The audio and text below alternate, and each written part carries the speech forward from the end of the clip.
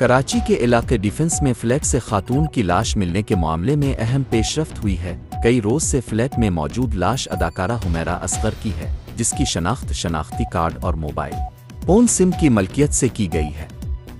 تفصیلات کے مطابق پولیس نے خاتون کے کمرے سے ملنے والے موبائل فون کی تفصیلات حاصل کر لی ہیں، جس کے مطابق سم کارڈ اداکارہ حمیرہ اصغر کے نام پر رجسٹرڈ ہے، جبکہ شناختی کارڈ بھی حاصل کر لیا گیا ہے، جس سے تصدیق ہوئی ہے کہ لاش اداکارہ حمیرہ اصغر کی ہی ہے۔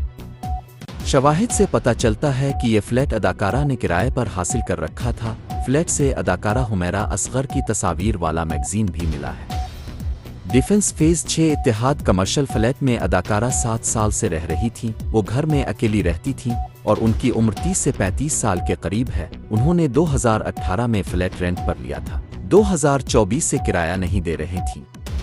مالک مکان نے فلیٹ خالی کرانے کے لیے عدالت سے رجوع کیا۔ عدالت نے فلیٹ خالی کرانے کے لیے بیلیف بھیجا۔ بیلف اندر گیا تو ایک لاش موجود تھی جو کسی خاتون کی تھی۔ بیلیف نے فلیٹ کو دوبارہ سیل کر دیا ہے۔ بیلف کے مطابق کل جج کے اگلے احکامات کی روشنی میں معاملے کو دیکھا جائے گا۔